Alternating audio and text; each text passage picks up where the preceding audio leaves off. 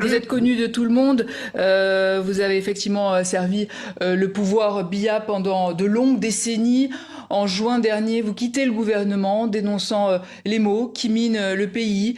Et dans la foulée, vous annoncez votre candidature à la présidence. Est-ce que ce n'est pas un peu opportuniste comme démarche? Je suis président d'un parti politique et ce parti politique avait choisi d'accompagner le président Biya tout au long de sa carrière.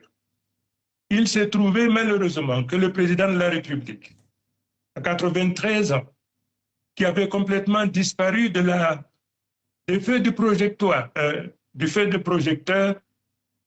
les Camerounais étaient dans l'inquiétude. Il était naturellement question de faire face à cette situation. Moi qui avais choisi de l'accompagner jusqu'à la fin de sa carrière politique, nous avons estimé déjà à partir de 2018, à son âge, il était donc bon compte tenu de la manière dont lui-même il a accédé au pouvoir.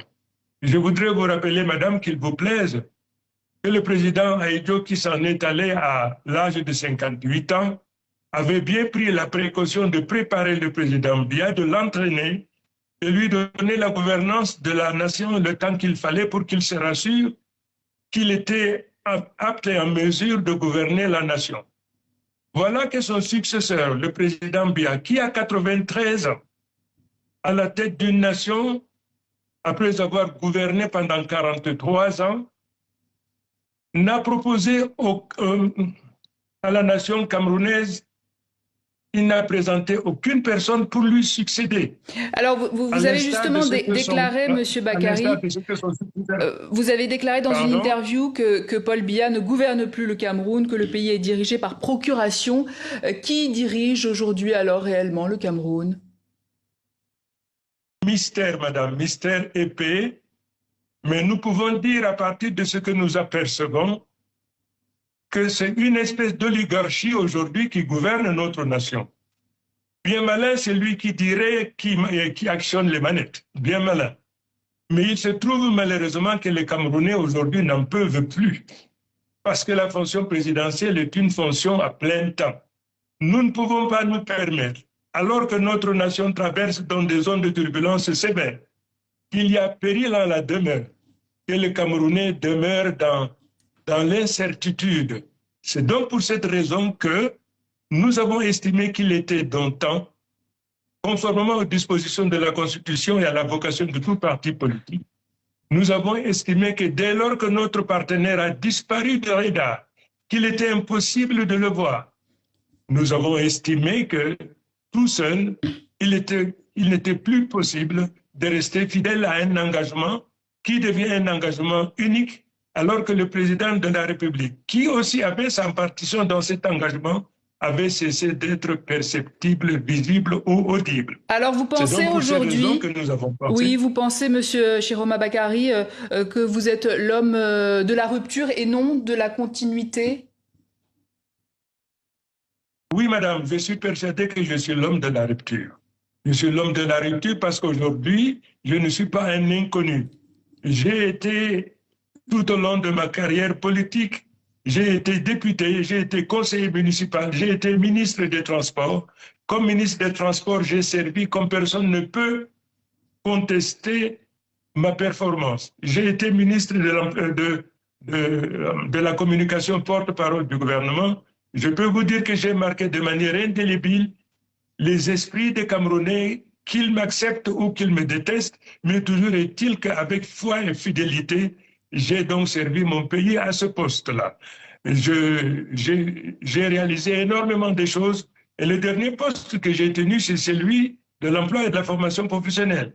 Avant que je ne sois affecté donc à ce poste par le président de la République, je peux vous dire que la formation professionnelle n'existait pas. Et pour cette raison, notre système éducatif qui a privilégié l'enseignement général dont la vocation n'est pas de créer de la richesse, mais de préparer plutôt des hommes et des femmes qui soient capables de gérer la richesse. Et Donc si vous notre êtes système président, éducatif, oui, et si vous êtes président, Monsieur Chiroma Bakary, qui verrez-vous comme Premier ministre?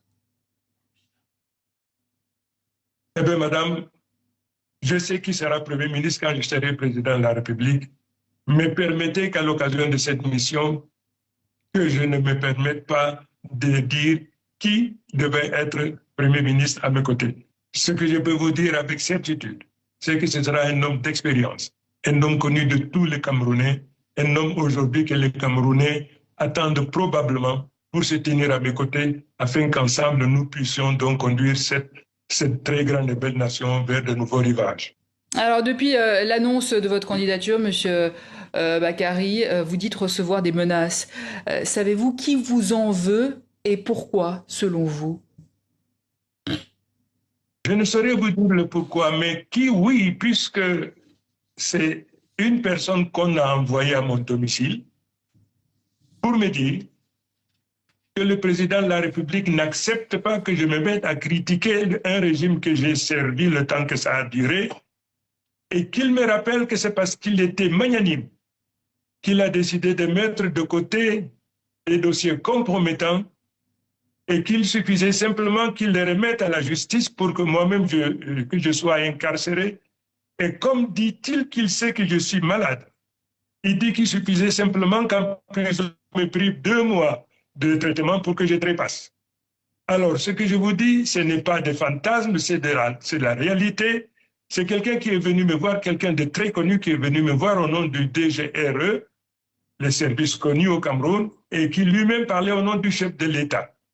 Alors j'ai simplement dit non, j'ai servi avec loyauté, sans réserve, et que je défiais quiconque de me prendre à défaut de déloyauté ou quoi que ce soit. En revanche, ma réponse vis-à-vis du chef de l'État était très simple.